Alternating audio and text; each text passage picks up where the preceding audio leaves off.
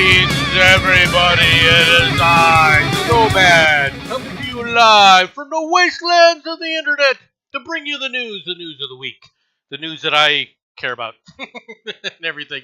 Welcome, Mr. Barkley. Welcome on. Nice to see you in the chat today. There's a lot to get to, but I will start with just a phone call that I received from my daughter just earlier today, about 30 minutes ago, talking about the quote-unquote No Kings rally going on downtown.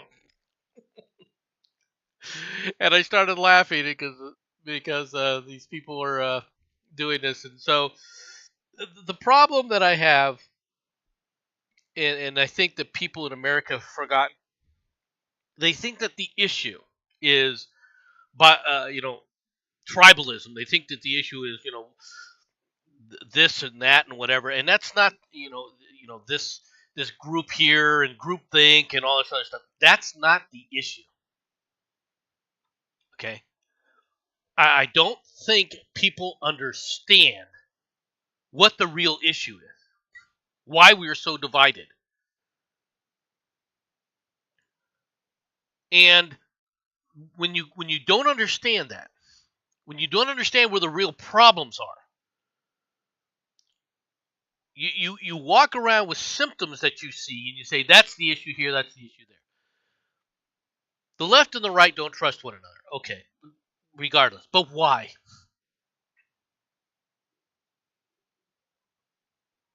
Why?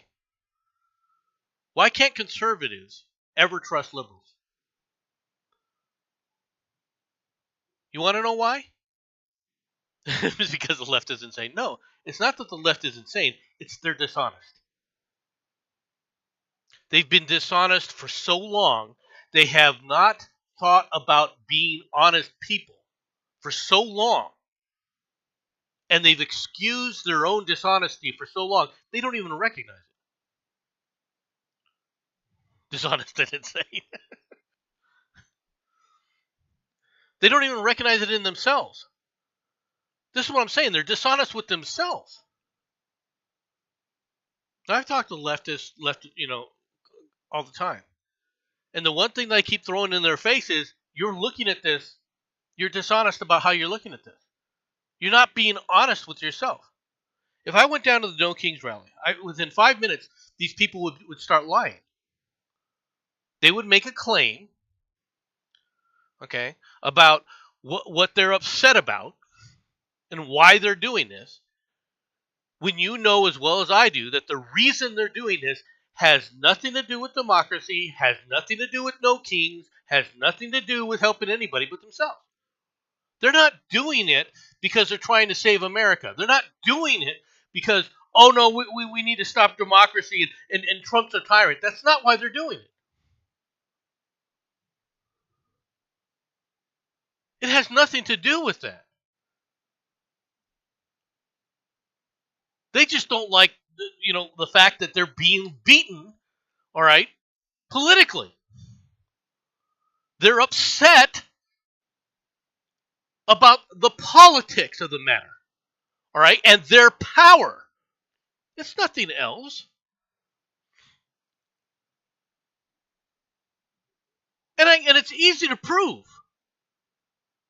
All you have to do is sit up there and point out the discrepancy. Whenever they bring up something about Trump doing this or Trump doing that, all you have to do is, well, you weren't upset about it when Biden was doing it, or when Obama was doing it, or Bill Clinton, if you really want to go back, and Hillary Clinton. Were you upset about it then? No. So then what you just mentioned, and it was the first thing you mentioned, so I assumed it was your biggest priority. That wasn't your priority. That really wasn't much of a concern for you, was it? We'll get more into that, but let's get to the news, shall we? Cannon fodder. Putin could deploy 2 million reservists to the meat grinder war with law change as Trump molds sending tomahawks to the Ukraine. The Kremlin is planning to change a Russian law that would allow Vladimir Putin to send hundreds of thousands of soldiers to die on the battlefield. It comes as Putin's battlefield casualties have soared past the bloody 1 million milestone after 44 months of meat grinder war. Ukraine's fierce resistance forced Russia to pay a mighty toll for every inch of land that it has taken, and its advances remain painfully slow. The staggering milestone includes troops who have been killed or wounded so severely that they can't return to the fight. Now, I love this. That staggering milestone includes troops who have been killed or wounded so severely that they cannot fight on. Okay, well, what else does it include then? You see, this is how these people lie. And who wrote this story? Let's go to see if we can find the author of this story. Just says Sanyan Bosa, right? Foreign news reporter. Okay. The fact is, Russia is still advancing. Okay.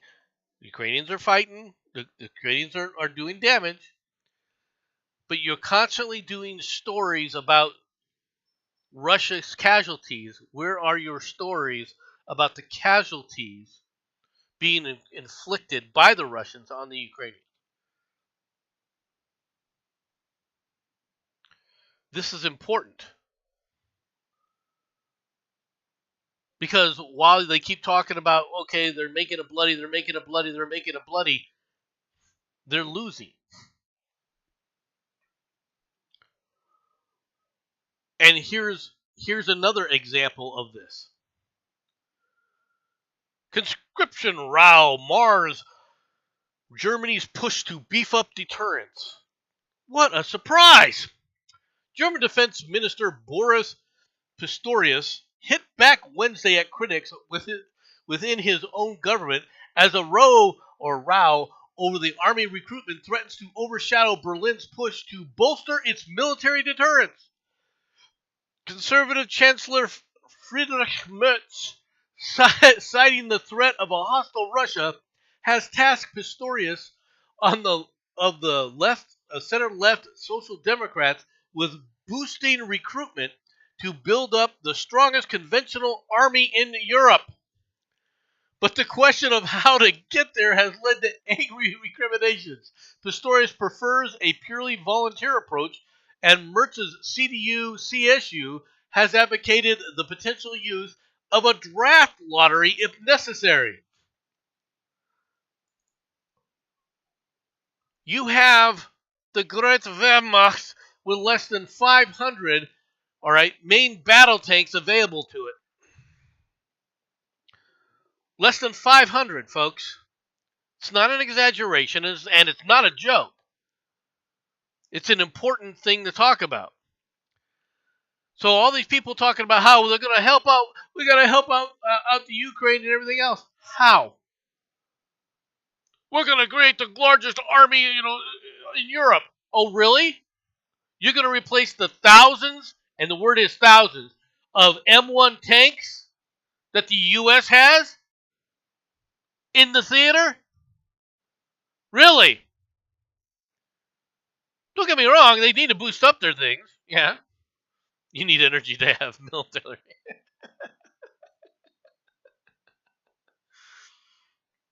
Super Saiyan. uh, uh, yeah, you make me laugh, man. You make me laugh. But let's take a look at the war front, shall we? This is the war front. What do you see? You see a couple of drone strikes here and there. Okay. You have the IAEA is trying to repair a power plant. Right. And then you have the Russians, the Vladimir Putin's Russians that are severely. All you see is advances and attacks all along the front.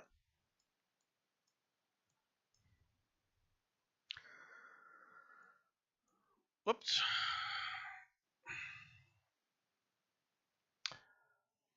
That's about what we're dealing with, though. To be honest, with that little whoops of mine. The fact is that Russia is slowly grinding the Ukrainians into the ground. And they can talk about, it passed the 1,000,000 milestone of wounded and casualties and everything, right? And I'm not saying that that's insignificant. I like how they pretend that this isn't how Russia has fought wars since forever. This is how they fought wars. Okay. Now, I will say this: at some point, the Russian people will get tired of constant war. Everyone does, right? The West tends to get tired of war much sooner than the East. All right, but even they will get tired of pursuing the war. Okay, especially with horrific casualties. During World War One, that's what brought the rise of the communists. All right, in World War One was 4 years of losing, 3 years of losing war against the Germans and mass casualties. Wasn't the only thing, because there was also starvation and other things that were going on. And I understand people want to try and get that, but the problem that you have with isolating Russia is how. Well, the United States doesn't need to do anything. We've done everything that we need to do. We've done everything we can do. There's nothing more that the U.S. could do to put pressure on Russia, really. But there's plenty that the Europeans could do. There's plenty that the Indians could do, but they won't do it. There's plenty that the Canadians would do, but they won't do it. We need to leave NATO. You're not going to get an argument from me. NATO has served its purpose. We no longer need NATO. The problem has always been the backstabbing weasels in Europe and the European mindset. And they're not the only ones. But there's really nothing more that we can do unless we want to really escalate things. Now, people talk about the Tomahawk missiles, and we could give Tomahawk missiles to the Ukrainians, and they could fire them, and that would be an escalation of the war, blah, blah, blah. Okay? Okay, Tomahawks are not going to win the war for the Ukrainians. It's not. It's not a game changer.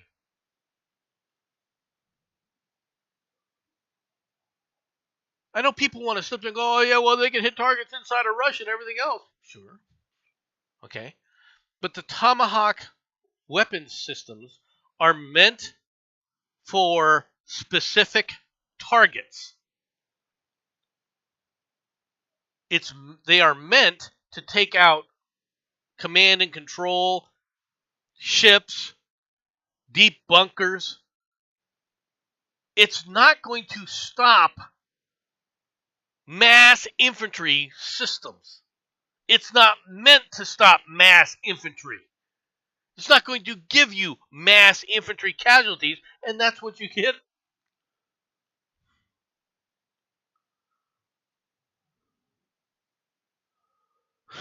That's my motherboard. It's Tomahawk 870.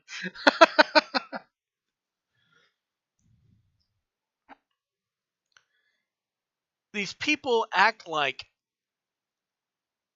there's this this is a game changer. So it's upping the thing. Sure, they can hit some infrastructure targets deeper into Russia, but is it really going to bring the Russians to their knees? Especially in the near term? The answer is no. Now, the Russians, of course, are worried about it because if you start launching Tomahawk missiles, the reality is that you could put nuclear weapons on them, and they would be worried about nuclear weapons. And everybody people don't understand this, most likely it'll just piss them off. I don't think it'll piss them off any more than they're already annoyed with us, right? Quite frankly, they're not going to be any more annoyed with us. But one of the problems that people forget about is the fact that, yeah, supposedly Ukraine has no nuclear weapons. Want to bet? Hey, Britisher. So the idea that we can do this is going to is doomed to fail, right? It's doomed to fail right now unless Vladimir Putin can be really told to toe the line. Nothing's going to change any of this. It's unfortunate, but it's true. Let's go to the other war front. Public executions after Trump leaves Hamas in control of Gaza. Oh, Trump left Hamas in control of Gaza. I mean, Trump could have snapped his fingers and boom, right there. Just oh, Hamas is gone. Henry Bodkin.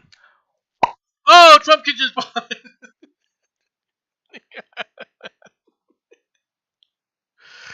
I did call you the Britisher, and I apologize. Because I am not necessarily a fan of the Britisher, who's just a loon. All right, he's absolutely deranged. All right, public executions after Trump leaves Hamas in control of Gaza. Hamas has carried out mass executions in the streets of Gaza as part of a series of bloody reprisals following the withdrawal of Israeli forces from key urban areas. Footage has emerged appearing to show around 8 kneeling blindfolded men bearing signs of beatings being shot dead in front of a crowd. The Palestinian terror group, although still capable of inflicting casualties on the IDF, had largely been overwhelmed on the battlefield. But since the IDF's withdrawal from Gaza's cities, all right, under the framework of Trump's peace plan, Hamas has quickly reasserted its presence and is seeking to reestablish control. This has involved targeting clans, the non-Hamas aligned family-based armed groups that gained strength during the later stages of the conflict. Trump said he gave Hamas approval to assert control over Gaza after the IDF agreed or pulled out to an agreed line. Well, they are standing because they do want to stop problems, and they've been open about it, and we gave them approval for a period of time, Trump said on Monday. The problem is that these people are going to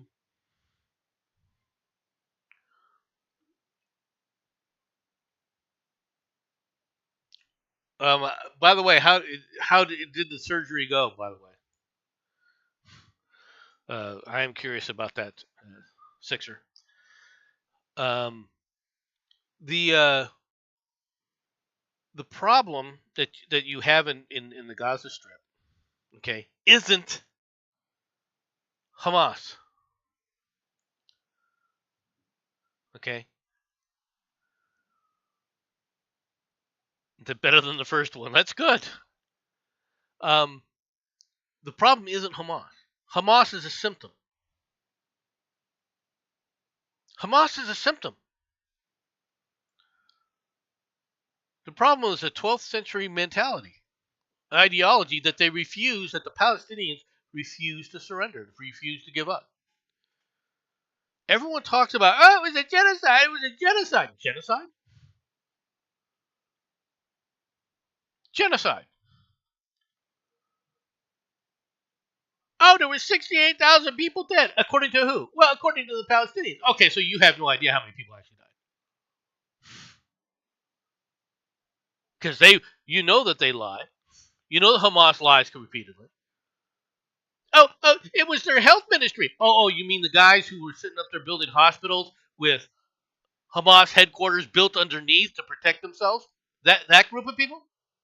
You're going to trust them, huh?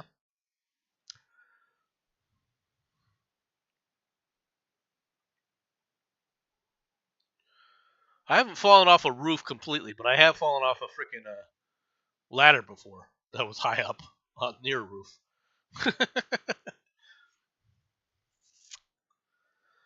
So yeah, Hamas is. I was shocked and very pleased that Trump was able to get the hostages, the ones that are still alive, home.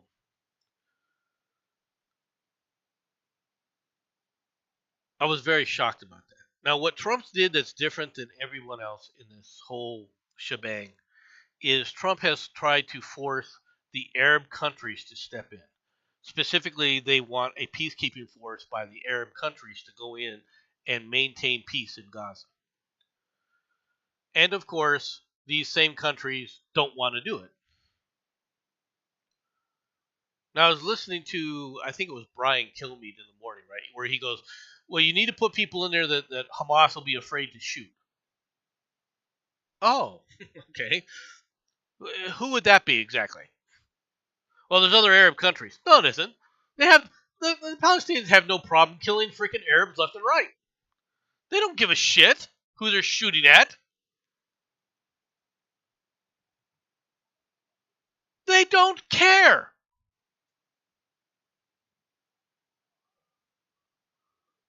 This is a 12th century mentality. Israel exists also, and I was explaining this to my wife the other day.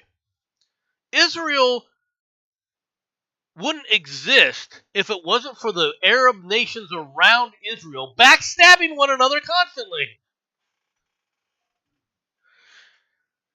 During 1948, during the Israeli uprising to create Israel, okay, the only reason the Israelis were able to fend off all the other Arab nations that were seeking to control that area was because they backstabbed one another. The Arabs constantly backstabbed one another, right? Rather than just go in there and deal with, quote unquote, the Israeli or Jewish problem. And the Palestinians in that area, the people they call Palestinians in that area, in turn supported each Arab country's attack on the Israelis. All right, in turn, as the ones to fight with them. Jordan tried to invade. All right, Egypt and Iraq and Syria refused to help. When Egypt tried to do it, the opposite occurred. When Syria tried to do it, the opposite occurred. It was the other ones who get in the way. Now the Palestinians joined all three groups trying to sit up there and get rid of the Israelis. The Israeli enclaves. But they were defeated piecemeal in turn because the Arabs, they didn't give a shit about the Palestinian people. They were fighting to try and take over Jerusalem. That was the big thing. They all wanted to take Jerusalem and put it under their control.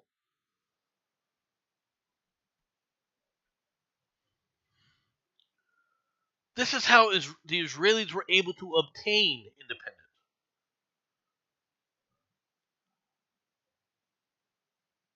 Now, nobody wants the Palestinians. Why? Because they're murdering savages. Egypt can't go in there. Oh, they'd be afraid to kill Egypt. Egyptian soldiers, they'd be afraid of them. Oh, really? They would be afraid of them? Funny how it was Palestinians who killed the leader of Egypt, Anwar Sadat.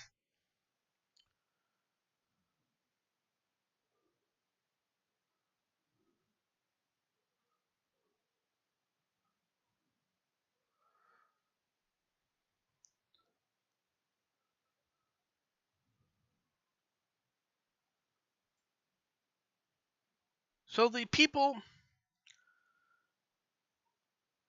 have to be honest about what's going on down there.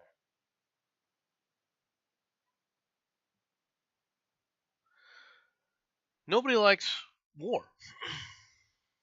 But war isn't something that's at times unnecessary. Here's another example. Two survivors from the latest U.S. boat strike in the Caribbean are being held on a U.S. Navy ship. Multiple U.S. media outlets reported Friday from Xinhua News. The U.S. military hit a suspected drug boat in its sixth known attack of the kind in the southern Caribbean on Thursday, killing one and leaving two others alive, said the reports. It is unclear what the administration of U.S. President Donald Trump is going to do with the survivors being detained, said the reports. The Trump administration has not confirmed the attack. But you have, huh? And somehow you've got people in the military telling you this happened. Since September, Washington has announced 5 strikes that sank vessels identified by the United States as drug trafficking boats in international waters near Venezuela, killing a total of 27 people on board. Thursday's strike was the first with survivors, according to the report. On October 2nd, the White House informed the U.S. Congress that the United States is engaged in non-international conflict with drug cartels designated as terrorist groups without naming them. Venezuelan President Nicolas Maduro has repeatedly condemned Washington's actions as attempts to overthrow his government, which it is, all right, and expand U.S. military influence in Latin America, which it is. It's hitting at his freaking at his money trail. He's trying to destroy the fish society by introducing drugs into them. It's diabolical. No mermaid rally. Is that what we should be calling these? No kings rally, no mermaid. Save the mermaids. Let's go around the world here, folks. India will never join hands with BJP to hasten return of statehood, said JK Chairman Abdullah. Jammu and Kashmir Chief Minister Omar Abdullah on Saturday strongly asserted that his party, the National Conference, would never join hands with the Bharatiya Janata Party to hasten the return of statehood to the Union territory, indicating a refusal to repeat the mistakes of the past made by others. The NC leader claimed that a deal with BJP for the return of statehood is out of the question, making reference to the negative consequences of the 2015 PDP BJP alliance. We've already seen how much that alliance ruined the, the, the JK. It was a useless coalition between the BJP and the PDP in 2015, and we're still reeling from its effects. I have no desire to make the same mistakes that others did, said the chief minister told reporters. In other words, Terror for all! Allahu Akbar!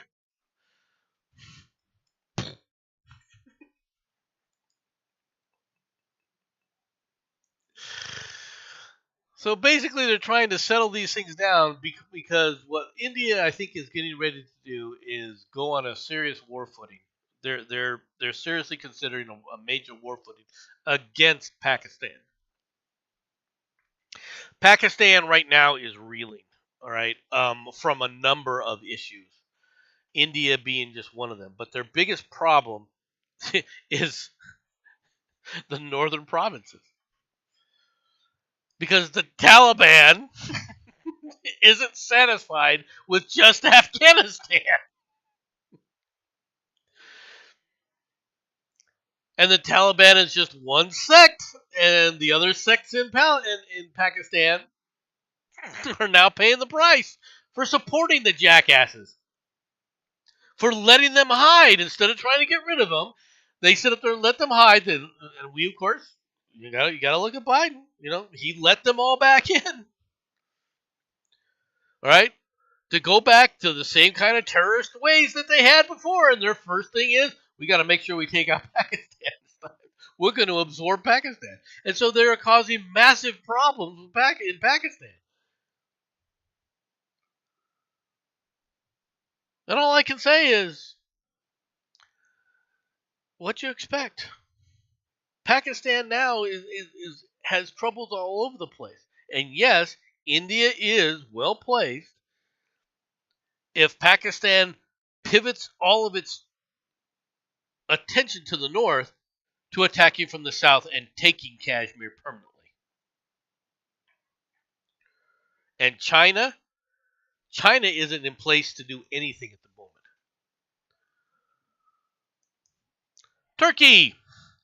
Turkey seizes 1.3 tons of cannabis in major customs operation. Turkish police have seized 1.3 tons of cannabis on Saturday in two major operations carried out at the Tekirdagh custom area on the Sea of Marmara, I can't say it, and the Ipsala border gate with Greece in the Edirne province, authorities announced. According to a statement from the Trade Ministry, customs enforcement and intelligence teams in Tekirdagh and Ipsala directorates launched the operation following risk analysis and targeting efforts. The teams monitored suspicious vehicles entering Turkey through the customs checkpoints. Detailed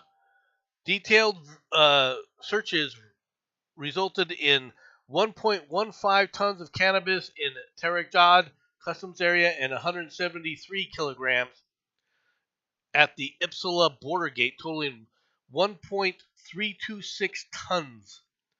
Officials said the seized drugs have an estimated street value of 809 million Turkish lira, or $19 million in the U.S. I miss weed. 1.3 isn't really that impressive.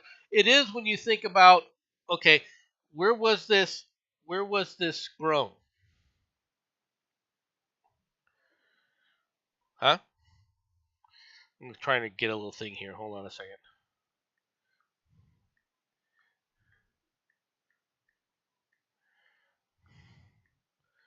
I'll let my daughter know. I'll call her later.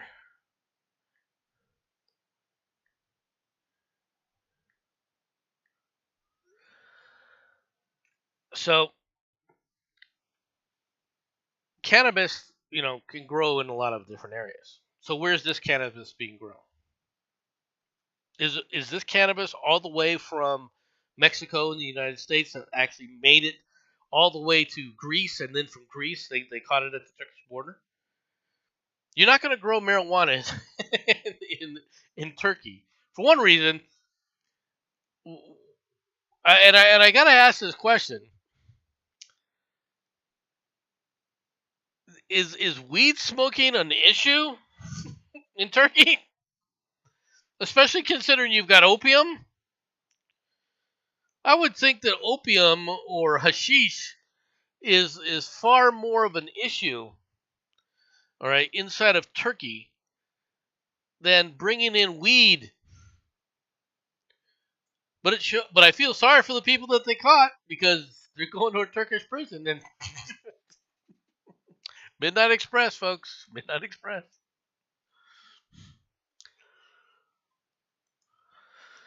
LDP, Japan Innovation Party, effectively strike deal for a coalition. Japan has a new prime minister. It's a female. All right. The ruling LDP party and the major opposition group Innovation Party have effectively agreed to form a coalition with the JIP to offer support from outside the cabinet, senior officials from both parties said Saturday. JIP leader Hirofumi Yoshimura and LDP chief Sane Tanakichi, I'm not going to butcher that name anymore, are expected to sign a coalition agreement on Monday. The move marks a new phase in Japan's multi-party politics following the Komeito Party's departure from its 26-year alliance with the LDP. With the JIP planning to vote for Takaichi, elected LDP president on October 4th in Tuesday's parliamentary vote to select the next prime minister, her election, which would make her Japan's first female premier, is virtually assured.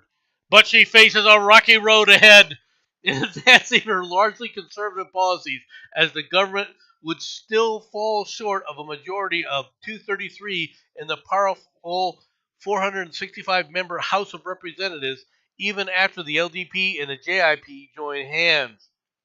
Days after centrist Komeito, referring to itself as the Peace Party, decided to quit the coalition with the LDP, Takaichi and Yoshimura, who also serves as Osaka governor, pledged Wednesday to begin policy talks with the possibility of creating a new government.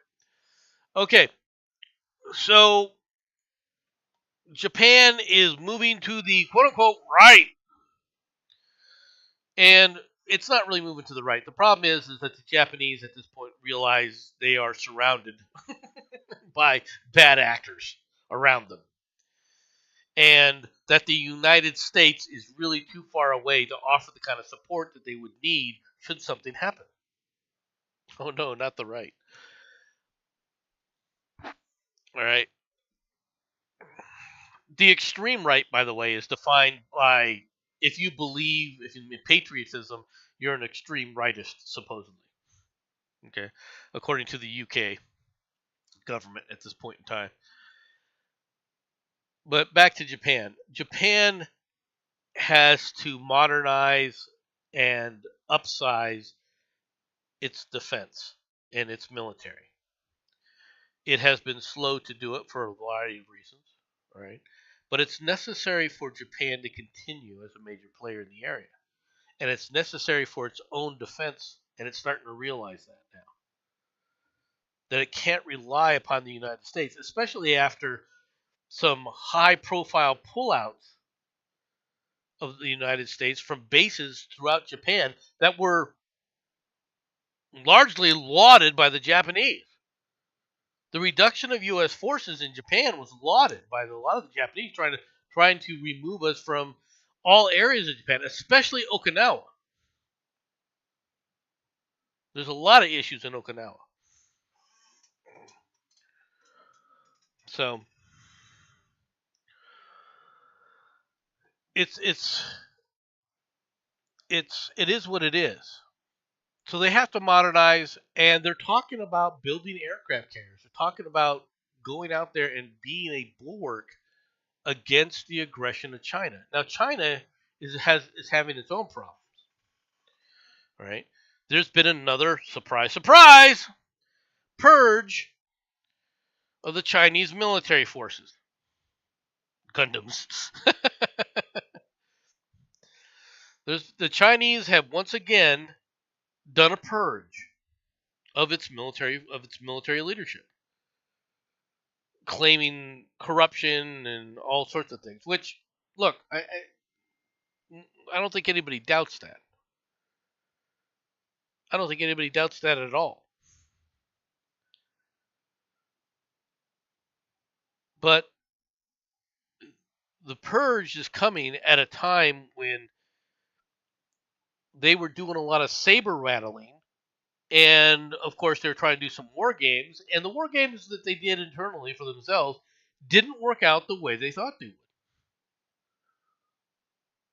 Even an admiral, one of the Chinese admirals, was sacked. So you can tell that these things are not happening the way that they want them to.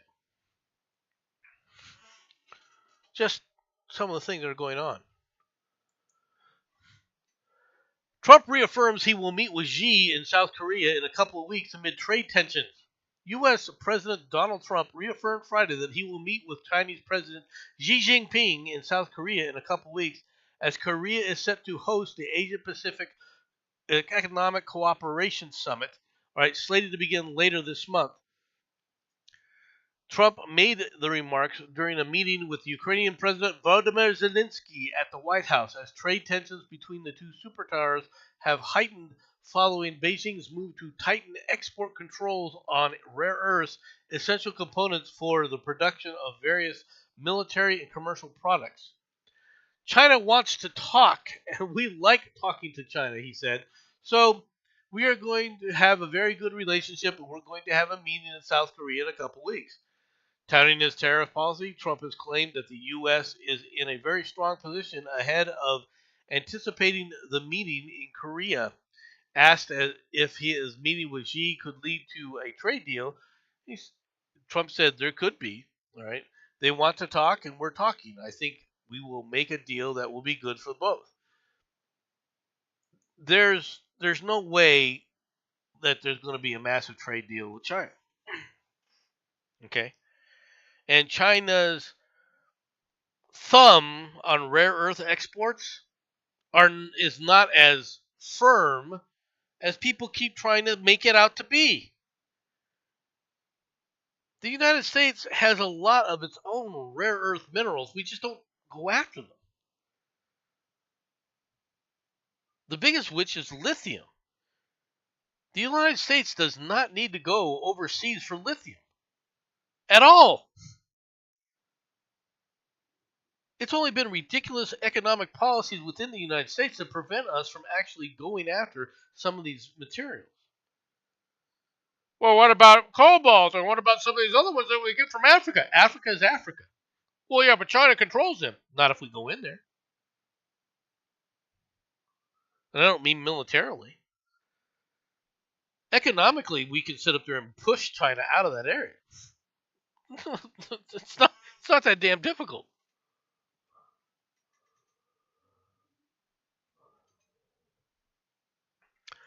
Meanwhile, a new strain of monkeypox virus that is more severe and easily spread found in a major U.S. city, in L.A. 2 people in California have been infected with a potentially deadlier strain of the monkeypox virus acquired within the United States.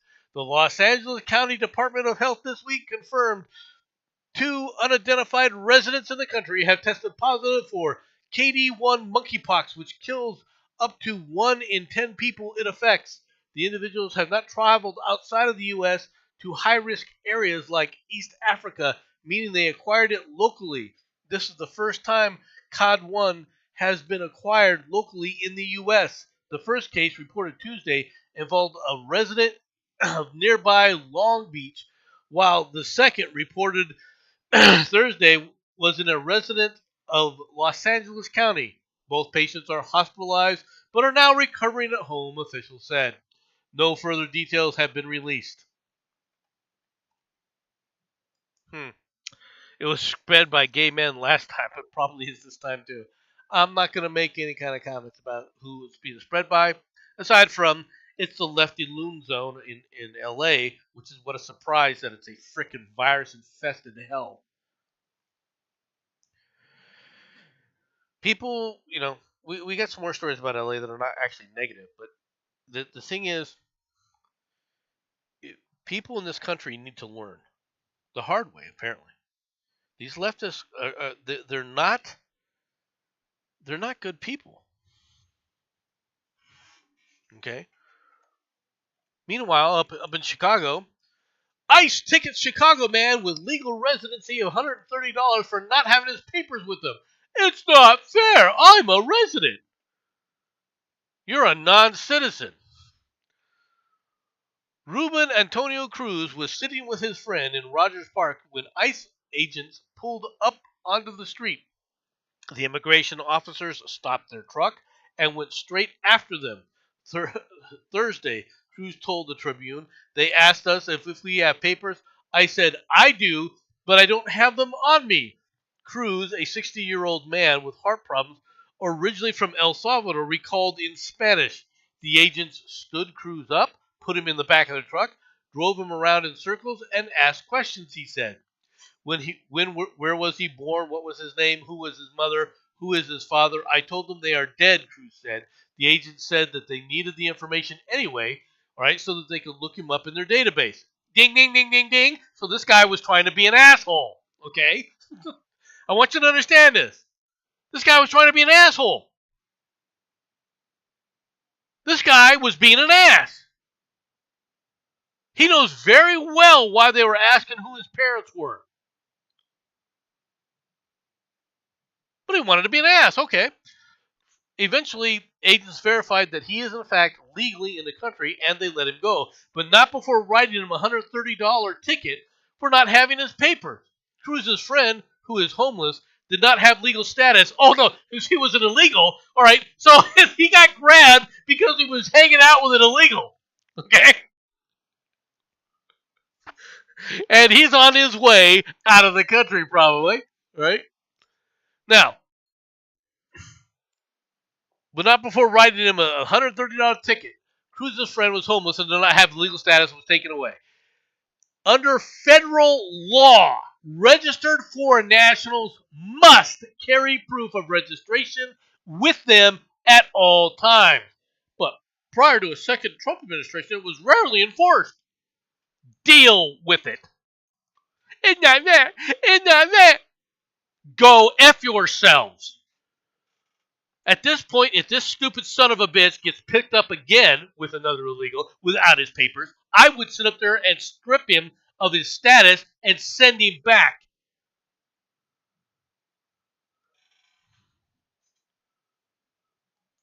It's not fair. Oh, the law has to be special for you, right? Try driving around. Well, if you don't have your driver's license, guess what you get? You get a ticket. But U.S. citizens, you're not a U.S. citizen. Go F yourself. They actually wrote that story. Can you believe it?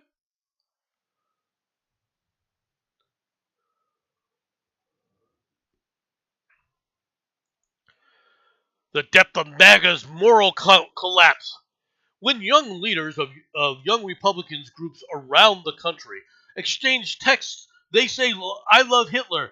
That joke about gas chambers and rape and approve of slavery, sneer about watermelon people and monkeys in a zoo, and throw words around like faggot and retarded. They're aren't just exposing their own anti-Semitism, racism, homophobia, and misogyny. To see the varieties of bigotry that with which we are painfully familiar with is to miss the depth of MAGA's moral collapse. You throw this out there like a bunch of college kids using freaking derogatory language, right? And that's really what this was. Oh my God, it's all the colleges, it's all the Republicans, it's all the GOP, it's MAGA, see, it's MAGA. Is that the MAGA leadership? Well, of course not. But it's MAGA, it's all MAGA. This is the problem with these people. George Packer, you don't give a shit about anti-Semitism. You don't give a shit about freaking homophobia or any of the rest of that crap. And yet this jackass is running around talking about, there's this whole problem. All you're trying to do, your intention in this article has nothing to do with MAGA. It's all to try and drive things bad for things. And you'll notice how in this article from the Atlantic that he goes immediately from some college Republicans to asking J.D. Vance, hey, do you disown this? Do you disown this?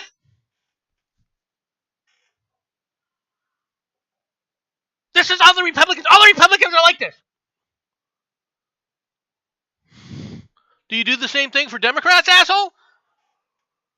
Do you take the text messages from Mondani and you go run up to every Democrat and say, "Is this what we're doing with it?" Or the guy who's trying to run for Attorney General in Virginia, a guy who's actually trying to run for elections and go and demand that Chuck Schumer sit up there and disown this guy? Did you do all that?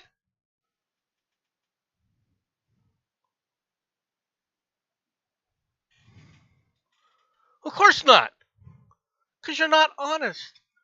Your reason you're producing this article is not because you care about what you just stated. Oh, it's about the moral collapse. Like you care about morals. Like you care about morality.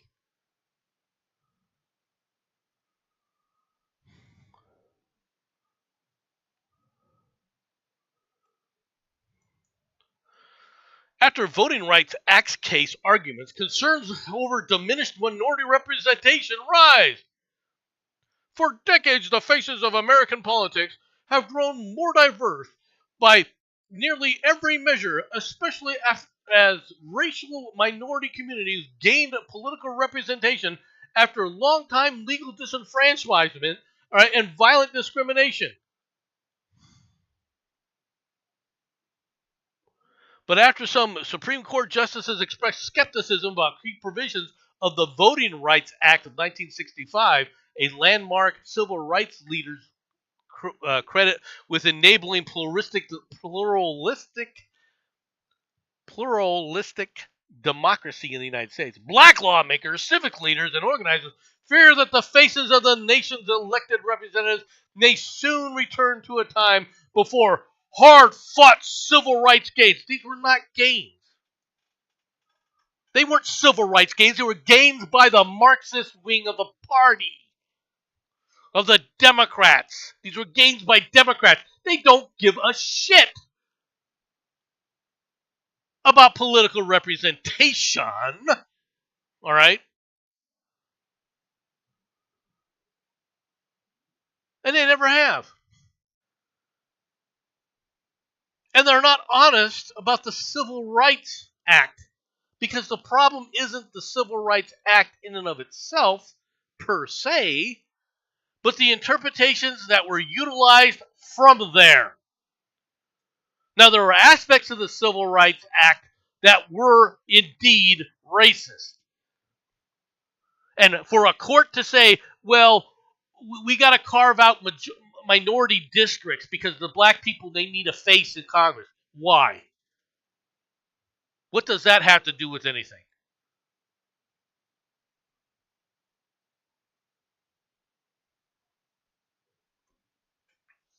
It's stupid. This is how you end up with all these gerrymandered. One of the ways they justified gerrymandering all these districts. And it has gotten worse.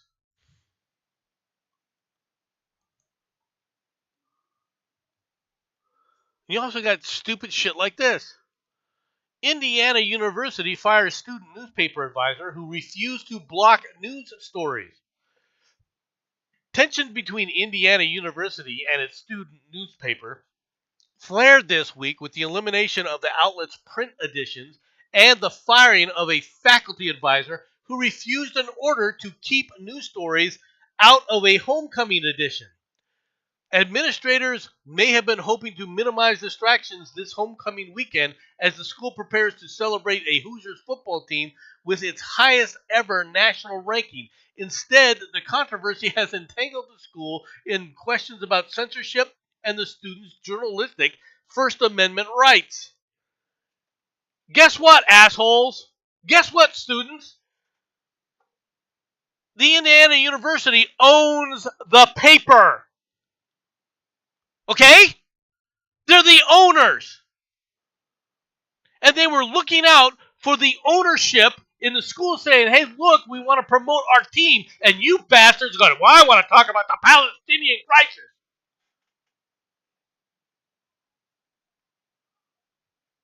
My politics are more important than the school. And they said, okay, you're fired.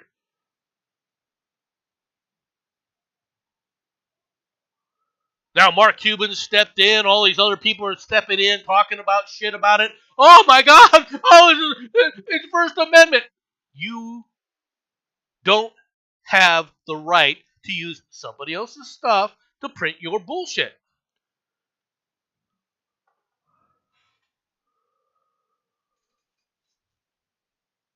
You don't. What you just saw was the ownership putting their thumb on things and telling people, hey, this is not a paper that's done for you, for the benefit of you. It's done for the benefit of the owners, the University of Indiana. And guess what? You're not the ones who decide. And you got all up in arms. You know, we're so important. You are nothing. Start your own underground paper and pay for it yourself and see how long it goes. Okay? See how long it goes. Go out there, try and get advertising. Go out there and try and be real newspaper people. Okay?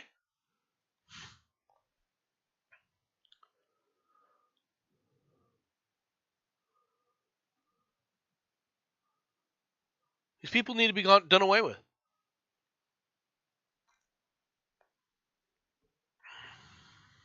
They need to be done away with.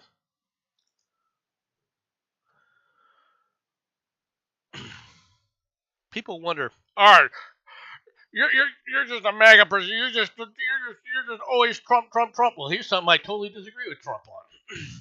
From the New York Times. Santos is released after Trump commutes his sentence. George Santos' lawyer said that the disgraced former congressman who was freed from a New Jersey prison around 10 p.m. on Friday. He served less than 3 months on his fraud conviction. Former Representative George Santos of New York, the disgraced Republican fabulist, whose lies made him an object of national scorn, was released from federal prison on Friday night after President Trump commuted his 7-year sentence for fraud. Well, first of all, I I don't think that Trump should have commuted his sentence. All right, to just 3 months. I think he could have said, you know what, we're going to reduce the sentence to 3 years or something else. 3 months is not enough, in my opinion.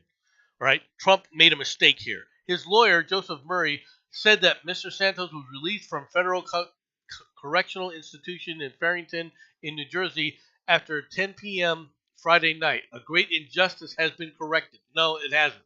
In a social media post, Mr. Trump suggested that politics had been a major factor in his decision, commending Mr. Santos for sharing his views and contrasting him with Democrats, calling the former congressman somewhat of a rogue.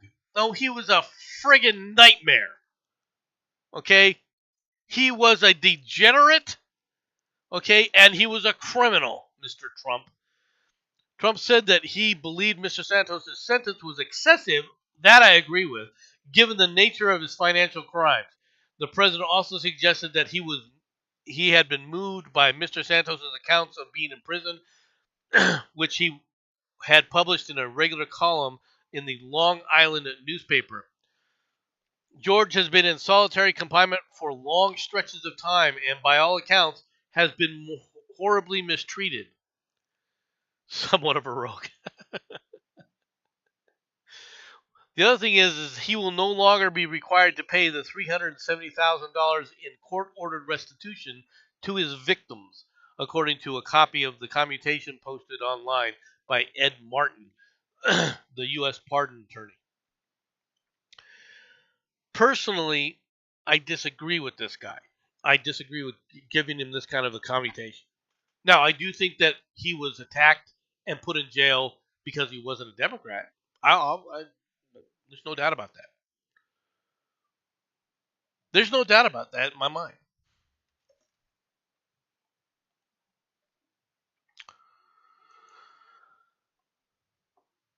From the New York Times, rounds were fired on Friday across Interstate 5 as part of a test for Saturday's event in Southern California. The governor said the state would shut down a section of highway. The Marines plan to fire 155 millimeter artillery shells over a major freeway in Southern California on Saturday as part of a demonstration at Camp Pendleton to celebrate the Marine Corps' 250th anniversary. The plans to fire over the freeway triggered outrage by Governor Gavin Newsom late Friday after his office had been informed days earlier that the celebration would not involve firing munitions across Interstate 5, a heavily traveled corridor between Los Angeles and San Diego.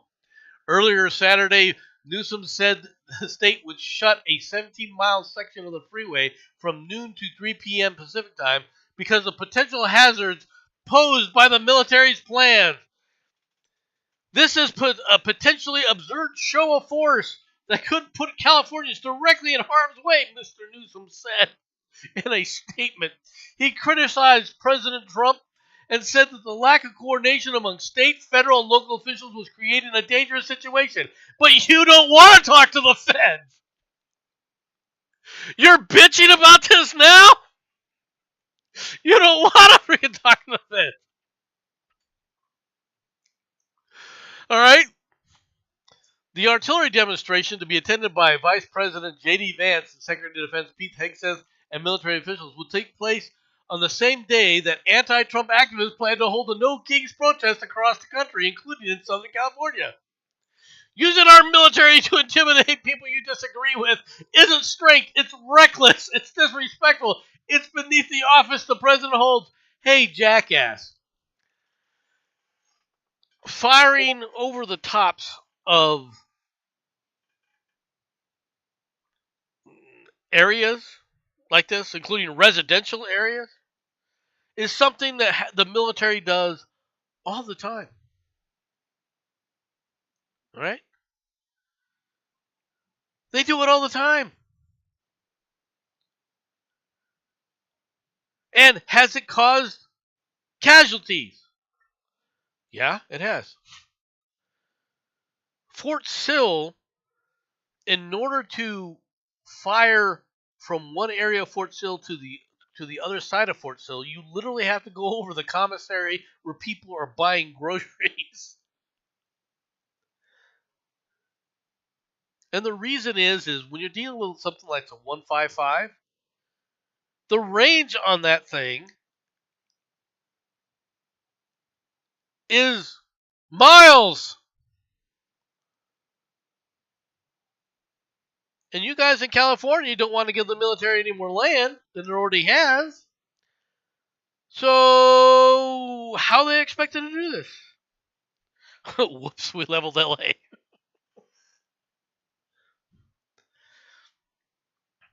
How do you expect to do this? They do it all the time, and you don't need to shut down the highway. In fact, I wouldn't. I would warn people. I would tell them they're going to be firing artillery over I-5. I would tell people that.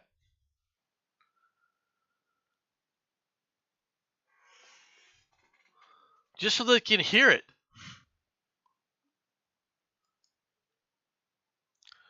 But they wouldn't even be able to hear anything, most probably. In another, good! Journalists turn in access badges, exit the Pentagon rather than agree to new reporting rules. Good! Bye!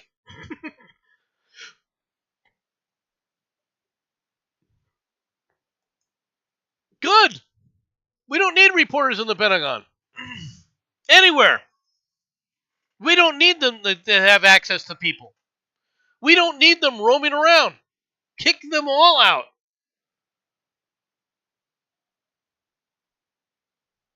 I would take all the people that are part of the PR department in the Pentagon, and they would no longer be in the Pentagon. I would literally move them out of the Pentagon. They would no longer be there. They would no longer have direct access to military personnel within the headquarters, the U.S. headquarters. Period. You don't need these vermin. And yes, that's how I refer to reporters. They are vermin.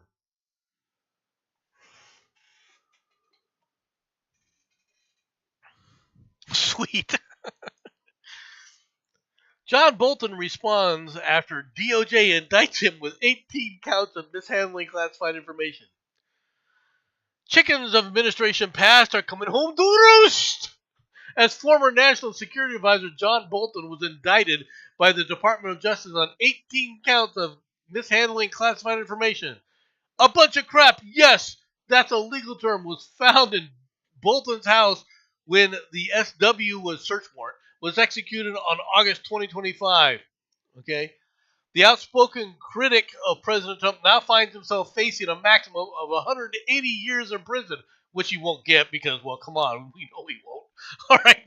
The Hill had additional details on the indictment. Federal prosecutors say that Bolton sent more than 1,000 pages of his diary-like entries to two relatives and retained documents, writings, and notes related to national defense. The 26-page indictment was handed up by a grand jury Thursday afternoon at a federal courthouse in Greenbelt, Maryland. Bolton was accused of also sharing top secret information with two relatives, allegedly his wife and daughter, who had never held a security clearance. At no point did Bolton have authorization to store or transmit the classified information that he sent to individuals 1 and 2 via his electronic devices and accounts. All right. Well done, Mr. Warris. You'll remember how outspoken Bolton was about how egregious it was when Trump was accused of possessing classified documents, right?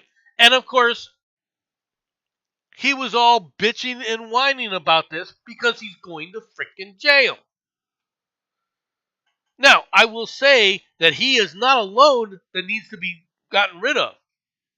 There are a lot of these people, and it goes back to ding, ding, ding, ding, ding. I know a lot of people don't want to hear this. But the real problem is this kind of activity was being winked at, okay, all the way back into the Clinton administration. Does anybody remember Sandy Berger shoving freaking classified documents down his pants to try and sneak them out of the archive? Did Sandy Berger go to jail for that? And yet they tried to sit up there and throw the book at Trump, who had the authority to say, okay, all of this stuff that I'm taking is declassified. Next. Literally.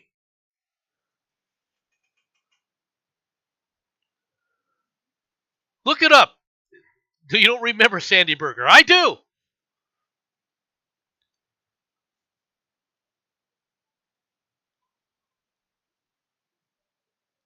It's about time that these people freaking paid for their freaking activities. But they're not the only ones. This just shows you what justice is like. Teen who beat Doge staffer Big Balls into a bloody pulp, receiving a staggering light sentence amid D.C. criminal scandal. Two teenagers who beat former Doge staffer Big Balls into a bloody pulp are still roaming the streets after a judge sentenced them to less than a year probation.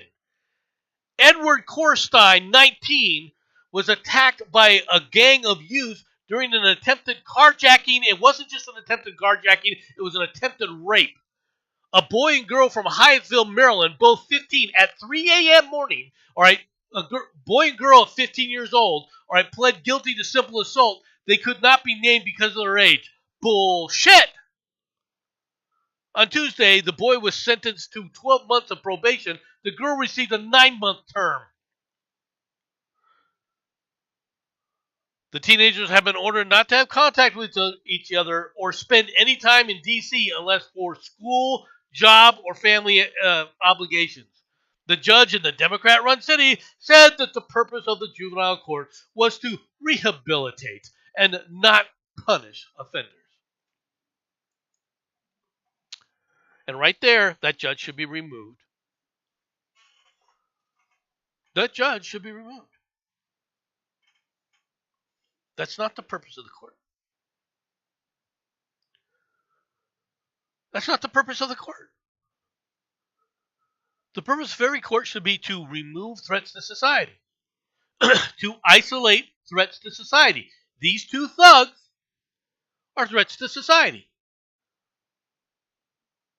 I guarantee you, all right, because of this kind of stupidity, that these two will probably go on to do more heinous activities going on with their lives. And they're going to violate all the rules and everything else.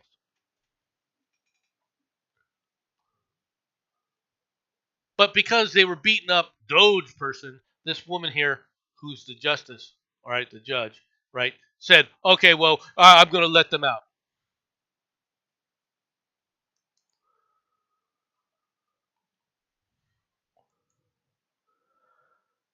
AI image used in a false sex attack claim. Surprise, surprise, Florida woman. A Florida woman contacted police earlier this month to report that a male assailant had barged into her home, knocked her to the ground, and then committed sexual assault. While the attacker was a stranger, the woman said that she was able to take a photo of the suspect while he was seated on the couch in her St. Petersburg apartment. Multiple officers and forensic technicians responded to the scene where Brooke Chenault, a 32-year-old mother of two, said the October 7th attack occurred.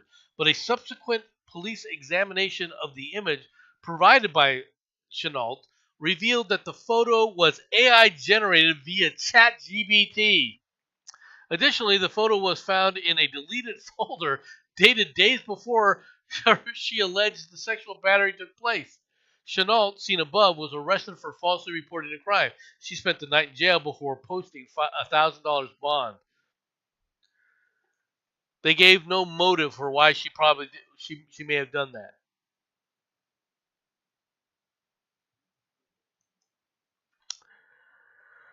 So you have a woman who claimed that she was sexually assaulted by ChatGPT people. Bored or wanted attention. That's a good possibility. It also could be a possibility that she was raped by somebody else, but wants to protect the individual. Because when you're this loony, When you're this far out of touch, anything's possible.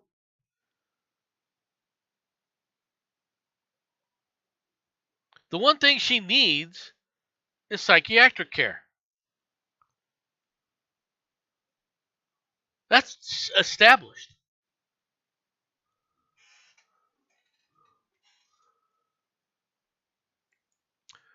Tragic story behind one of the world's most iconic photos of a vulture waiting for a starving child to die. How famed photographer killed himself after being tormented by guilt over the shocking image. This is a Sam Kinison story, folks. This is a Sam Kinison. It remains one of the most haunting images ever taken. A starving child collapsed on the ground, his arms and legs reduced to the bone, too weak to move. Nearby, a vulture lands on a dusty scrubland, watching the desperately frail infant struggling to regain his feet. The shocking scene was captured in a picture titled The Vulture and the Little Girl, although the child was later revealed to be a young boy by South African photographer Kevin Carter, all right, in 1993 in the famine-ravaged Sudan.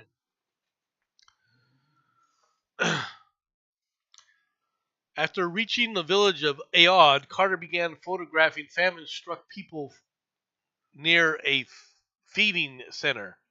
But as he got away from the crowd and into the bush, Carter spotted an emaciated child who was erroneously believed to be a girl until 2011. All right, struggling to make his way to the center. The malnourished, and exhausted little boy, thought to have been aged around 2, collapsed suddenly and lay motionless on the ground. Carter began taking photos of the child when suddenly a hooded vulture flew over to him, settling just yards away, waiting for the youngster to die. Careful not to disturb the animal, Carter waited more than 20 minutes until it was close enough to the boy and positioned himself to take a picture. Only then did the photographer scare the scavenger away. And you wonder why I call reporters vermin.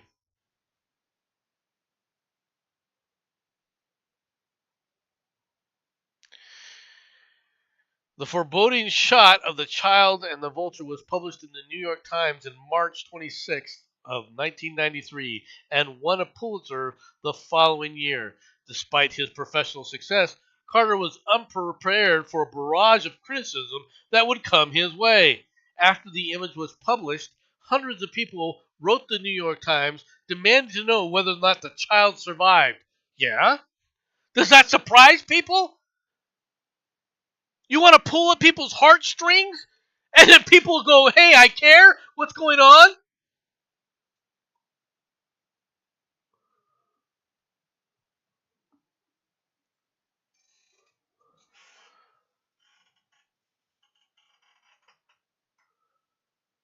The first question that you got to ask yourself, right, when you see something like that, is if you saw this child collapse, why didn't you go out there, pick up the child, and carry him over to the feeding group area?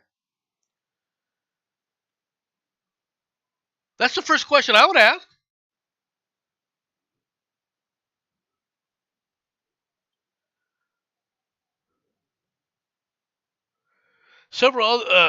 As a result, the paper ran a special editorial note the next day that said the photographer reports that she recovered enough to resume her trek, and the vulture was chased away. It's not known whether she reached the feeding center. Several others bombarded Carter with questions about why he did not help the starving child and was flooded with angry criticism. One paper, the St. Petersburg Times in Florida, wrote, "The man adjusting his lens to take just the right frame of her suffering might as well be the predator." Another vulture on the scene. Ding, ding, ding, ding, ding! Not only was the public horrified that Carter did not immediately chase the vulture away, the public didn't know. The public didn't know that he waited 20 minutes to let the damn frickin' vulture get closer.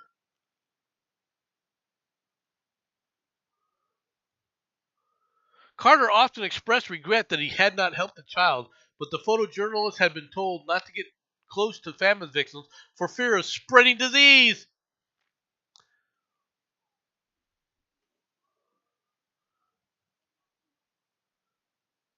Because these people are ghouls.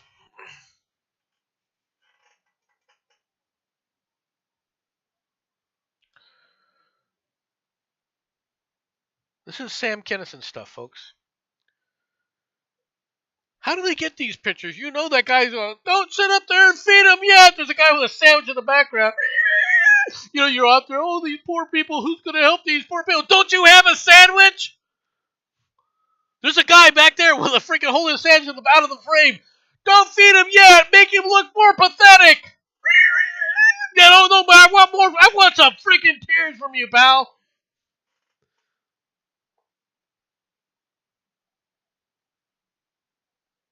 These people are ghouls.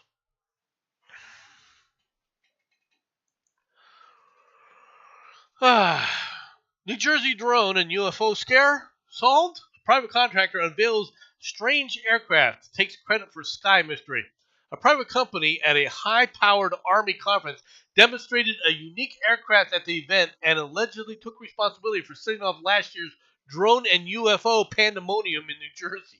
Right, the Army's UAS and Launched Effects Summit at Fort Rucker in August, a private contractor conducted live demonstrations of a manned aerial vehicle that wowed the crowd with its unconventional appearance and unorthodox flight movements.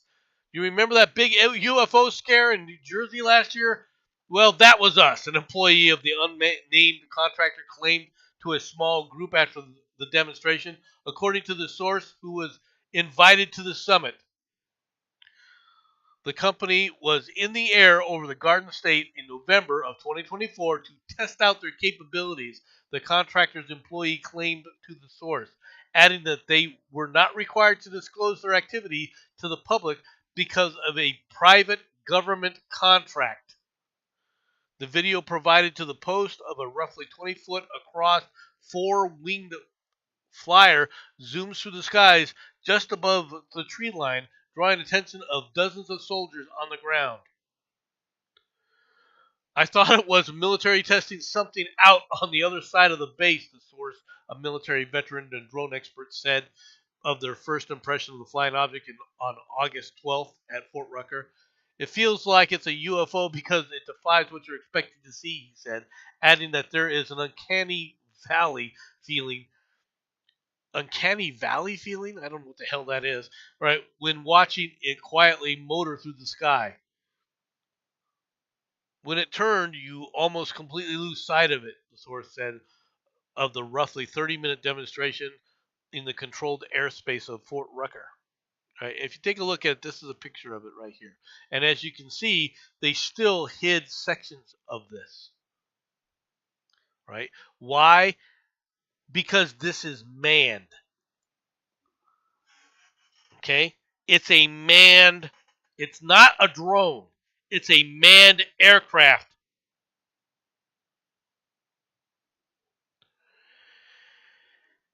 And that should be telling you all you need to know. You want to talk about flying cars? There you go.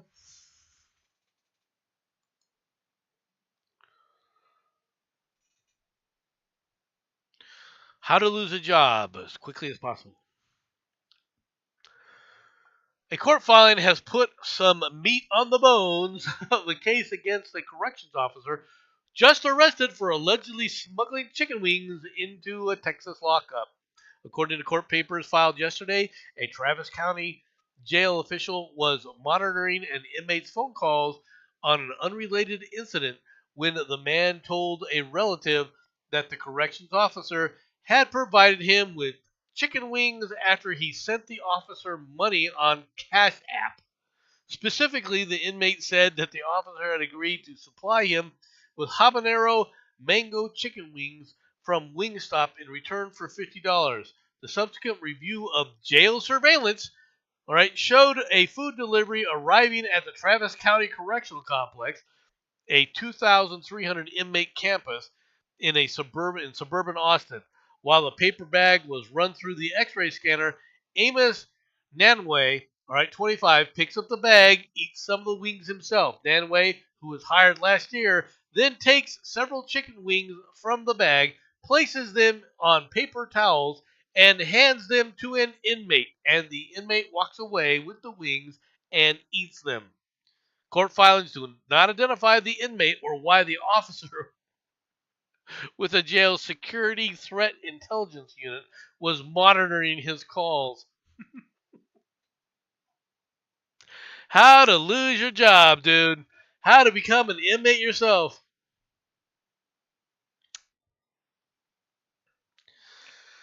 Japanese news. Baseball. Otani hits 3 homers and fans 10 to lead the Dodgers back to the World Series. Right? This is the main story from Kyoto News. Right? Los Angeles Dodgers superstar Shohei Otani, all right, put a historic two-way performance, belting 3 home runs and striking out 12 over 6+ shutout innings to lead his team back to the World Series with a 5-1 win over Milwaukee Brewers on Friday. Otani breaking out of his postseason batting slump in spectacular fashion. Los Angeles completed a 4-game National League Championship Series sweep with Milwaukee's lineup that had gone a perfect 6-0 against the Dodgers in regular season. I had the best feeling with both, he said.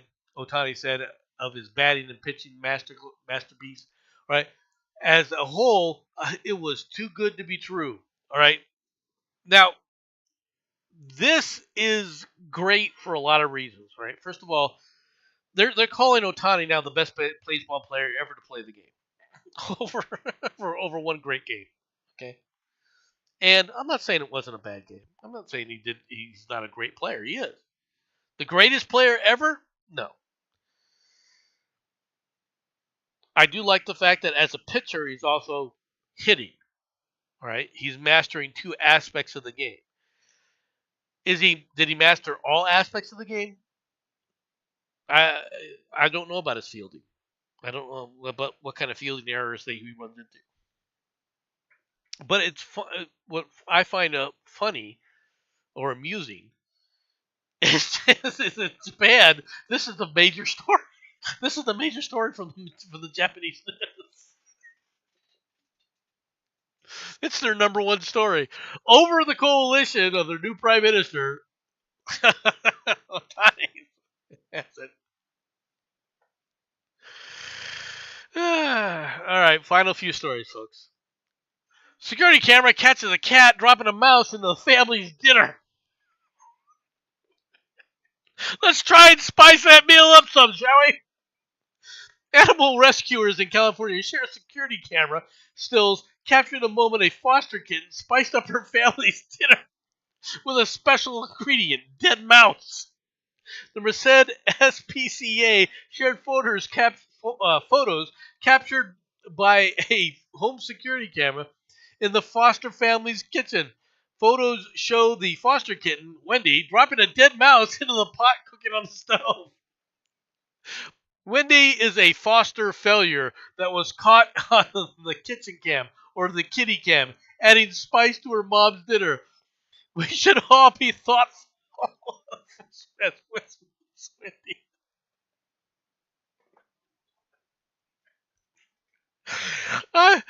Oh my goodness. Wendy's foster owner said she was out feeding her dogs when the kitchen camera recorded the cat attempting cat cooking. She said the feline's suspicious behavior when she returned to the kitchen led her to check the camera footage and then discover the surprise she had left in the pot. As you could guess, it was takeout for dinner that night.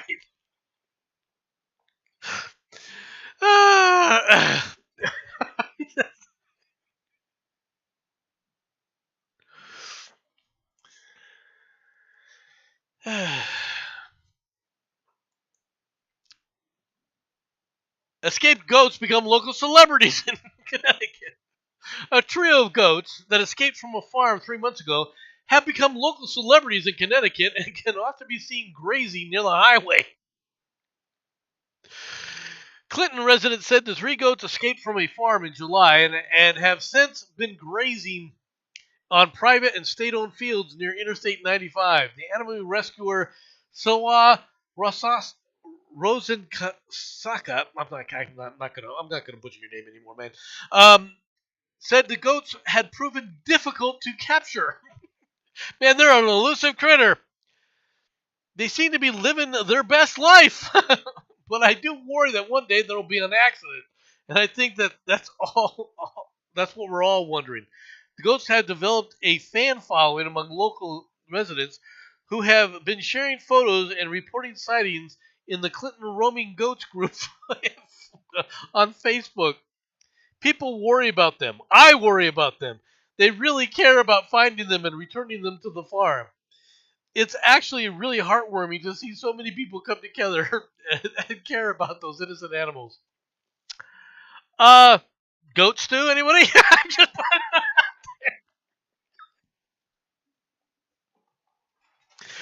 All right, I'm just. How difficult can a goat be to capture?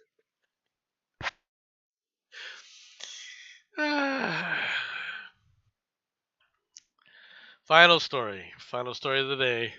This is what happens when you piss your pet off. Security camera catches dog starting a fire in the owner's North Carolina home. A security camera at a North Carolina firefighter's home captured the moment his family dog sparked a fire by chewing on a device with a lithium-ion battery. Ruh-roh! Video posted to Facebook by the Chapel Hill Fire Department shows the dog Colton jumping back when the device he was chewing on begins to emit a large amount of smoke in the living room rug. Colton's a good boy. Is he? But he counter-surfed while his humans, Chapel Hill Fire Department family, right, were away and got a hold of a device with a lithium battery, the post said. The smoky device quickly erupts into flames that spread to the rug. Owner David Sasser, a firefighter with the department, said he received an alert about an incident from his security system app. I had no idea what was going on. I had no clue what it could possibly be, and I came home to find that the rug had burned up. Thankfully, it pretty much fizzled out because the rug and because we were home so quickly. He said the fire did not spread past the rug and Colton was not injured. Sasser said the incident was a reminder to practice fire safety at home. Don't let your animals chew on your batteries. I'm just pointing out here.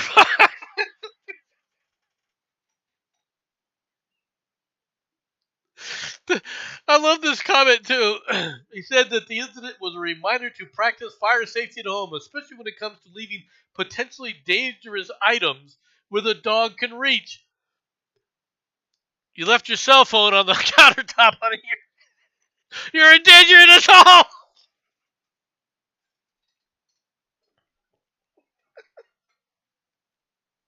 So much for the iPad. Oh my goodness. All right, folks. That's all I've got for the day. I appreciate you all coming out.